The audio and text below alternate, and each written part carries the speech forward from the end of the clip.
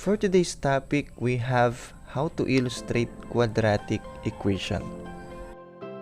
Ano nga ba ang quadratic equation? So here's the definition. An equation where the highest exponent of the variable is a square. So kailangan pala para masabi natin na ang isang equation ay quadratic, ang pinakamataas na exponent ay 2. So kadalasan nating nakikita o ginagamit na variable ay x. Ibig sabihin, kung gagamitin natin yung variable na x, makikita natin sa isang equation yung x squared. For example, sa left side meron tayong x squared minus 7x plus 10 equals to 0. At sa right side, meron tayong x cubed minus 4x squared plus 5x minus 2 equals to 0. So sa palagay nyo, alin kaya dyan ang quadratic equation?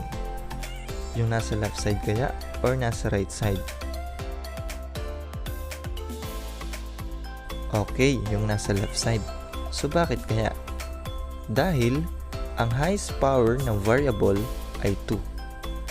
At so nakikita natin, ito yun, x squared. At yung equation natin sa right side, bakit kaya hindi siya quadratic? So dahil ang highest power ng variable na x dyan ay 3. At tinatawag natin itong cubic equation.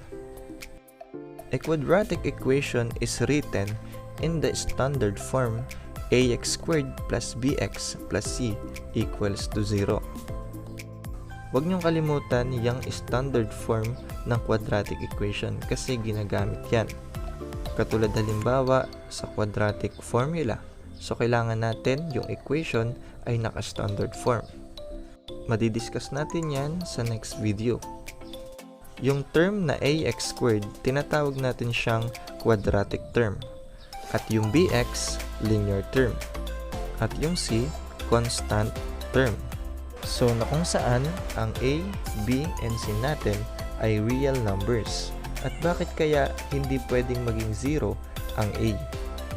Dahil kapag 0 ang a natin, mawawala na yung x squared. Kasi 0 times x squared is equal to 0. Hindi na siya pwedeng maging quadratic equation. Tandaan nyo lang, sa standard form, quadratic expression must be isolated on one side of the equation. And one side must only contain 0. Balikan natin yung example kanina na x squared minus 7x plus 10 equals to 0.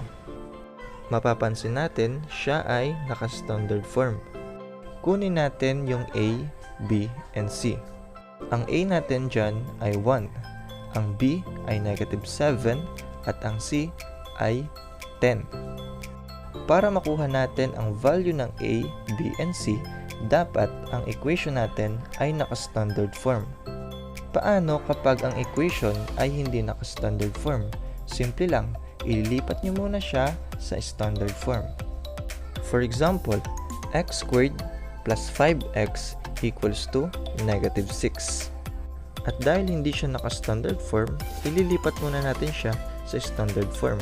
Nang sa ganon, makuha natin yung value ng a, b, and c. So dapat yung negative 6 ay nasa left side. At para mangyari yun, mag-add tayo ng 6 both sides. And the equation will become x squared plus 5x plus 6 equals to 0. At pwede na natin kunin ang a, b, and c. Ang value ng a ay 1, ang b ay 5, at ang c ay 6. Bigay pa tayo ng mas marami pang examples para mas maintindihan. Write each quadratic equation in standard form ax squared plus bx plus c equals to 0, then identify the values of a, b, and c. Sa number 1, meron tayong 6x squared minus 35 equals to negative 11x. Hindi siya naka-standard form dahil yung 11x ay nakahiwalay dun sa 6x squared minus 35. Dapat nasa left side yung negative 11x. At para mangyari yon, add tayo both sides ng 11x. And the equation will become 6x squared plus 11x minus 35 equals to 0. So ngayon, pwede na natin kunin ang values ng a, b, and c. Ang value ng a ay 6, ang b ay 11, at ang c ay negative 35. Next, example number 2. Meron tayong x squared minus 4 equals to 0. Kung mapapansin nyo, wala dyan ang linear term. Ang nandyan lang yung quadratic term at constant term. Naka-standard form naman siya, kaya pwede natin kunin yung values ng a, b, and c. So the value of a is 1. Question, ano kaya yung value ng b? Since wala naman dyan o di natin nakikita yung linear term. Okay, automatic 0 yung b. Bakit kaya 0? Kasi 0 times x is equal to 0. At yung c natin dito ay negative 4. Isingit ko lang, kapag constant naman ang di nyo nakikita o nawawala, automatic, yung value ng c ay 0. Pero yung a ay hindi pwedeng maging 0 kasi nabanggit ko yan kanina, pag 0 ang a, hindi na pwedeng maging quadratic ang equation natin. Next, example number 3, x plus 2 multiplied by x plus 3 equals to 0. Medyo kakaiba dahil hindi natin nakikita yung highest power na 2. Dahil naka-factored form ang quadratic equation natin. So, kailangan expand muna natin yung equation. Para mangyari yon, gamitan natin ang FOIL method. So, ano ba yon? Ginagamit natin ang FOIL method para makapag-multiply ng 2 binomials para mas mapadali. Kasi meron lang tayo dyan tinatandaan. It stands for first, outer, inner, and last. I-multiply daw natin yung first. So, x times x. And that would give us x squared. Next is outer. So, x times 3. X times 3 is 3x. Next is inner. 2 times x. And that is 2x. And last, 2 times 3. And that is 6. Pag samasamahin lang natin, meron tayong nakuha na x squared plus 3x plus 2x plus 6 equals to 0. Pwede natin ipag-combine ang 3x at 2x. So 2x plus 3x is equal to 5x. At meron tayong quadratic equation na x squared plus 5x plus 6 equals to 0.